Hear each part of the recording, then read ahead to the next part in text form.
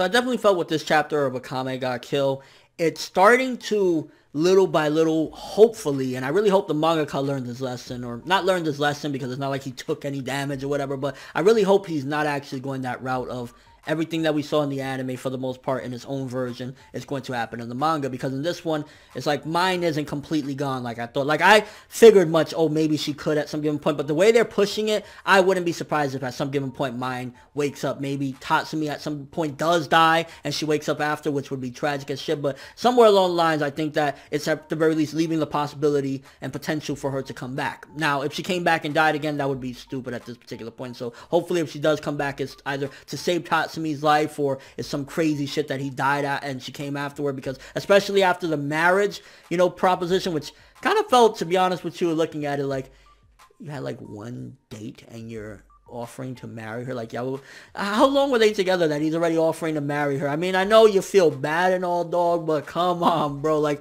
it was like one date. And then a lot of this chapter was kind of just giving exposition as to the danger that Tatsumi's in. A lot of setup and exposition as to what's going on with him when Incursoro taking over his body. So I like that it's giving inner turmoil for him as well. So it's going to make him struggle a little bit with his own self while he's, you know, going out there and fighting as death and everything. It's going to make things a little bit more challenging and difficult for him. And I'd imagine that at some given point, like, because the anime, you know, the last thing we saw was that last transformation he did. But I'd imagine in the manga, he's possibly at some given point going to be able to turn into the complete dragon thingy of Incursoro, and that's going to be sick as fuck. So a lot of setup and build up with that, and kind of reminded me a little bit, I guess, of One Piece as well. Like, the more he uses the power, the more closer he's getting to death, and he can't use it that much more. So it's interesting to see, like, you know, how is he going to be able to do things? How is he going to be able to fight when he has these limitations put on him, and, you know, he could die. Kind of some stuff in this that we already know about as death, that, you know, she lives for battle, she loves it, she'd be fine dying, bathing in blood or whatever. So some of the stuff was kind of a little bit fillerish and unnecessary. Not fillerish, but just kind of like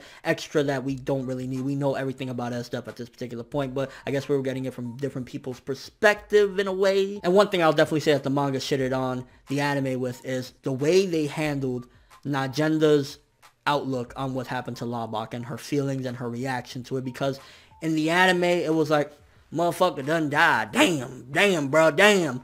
But the way the manga's handling it, she legitimately cared about him and she felt alone, and she even wanted to make sure that he really died. And, you know, her holding the goggles or whatever and everything, like, she legitimately gave a fuck, and it was through and through shown within this chapter, and that's something that I really appreciated, because Labak to this particular point is still my all-time favorite Akame got killed character. Like, Labak was amazing. I love Labak. I still fucking love Labak. Like, I hate that he's gone, and the fact that they're giving him at least what he wanted, the woman that he wanted, I definitely can say for sure that she would have given him the chance after everything was all said and done. She would have been with him. So it's sad that shit has to happen like that, but ultimately I am just so glad that the manga showcased Najenda really did care for him, and she still cares for him, and she misses him. And more setup as far as that there's new Tegu and whatnot that they're going to have to face, and, you know, S-Def is building her army up, so it's going to kind of be this insane fight, and that's mainly the gist of this chapter, to be honest with you. It's just one of those, it was a good chapter, nothing insane. I think a lot of interesting build up and a lot of interesting exposition for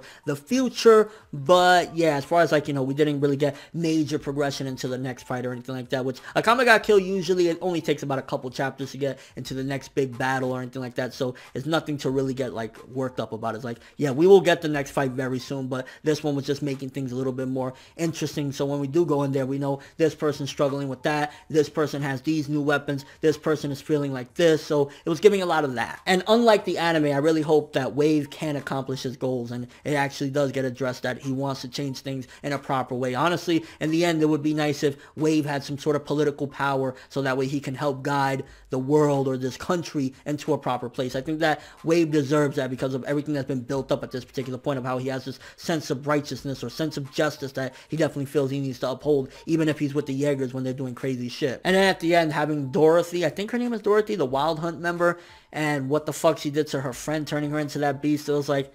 yeah, kind of curious though, what is her own ambitions? Like, it was talking about her own ambitions, so some little setup there as well, that she's planning something of her own thing, so she probably doesn't really give too much of a fuck about the minister and what he's planning on doing. And overall, this chapter, it was a good chapter. Nothing insane, but a lot of interesting stuff as far as, like, what's to come. So maybe 7 to a 7.5 for this one. Looking forward to seeing where everything goes, but as of right now, I'm just really hoping that the manga, it's like, okay, anime, we were going together for a while, but time to go this way, motherfucker. Peace. Let me know what you guys think. First of all, do you think it was too soon for Tatsumi to say, I'm gonna marry you when you come out of that? Also, what do you think about her being in the vegetable state? Do you think that at some given point she will be able to come out of it, or it's gonna be just like the anime in a way where this is basically truly Mind's death? Again, if she does come back, she can't die, because that would be stupid as shit at that particular point. It's like, comes back to life or comes back from the coma only to die shortly after. So hopefully that won't be the case. And did you feel for Najenda when she was talking about Labak again? Like, one more time for our boy Labak. Labak was the motherfucking truth when he was like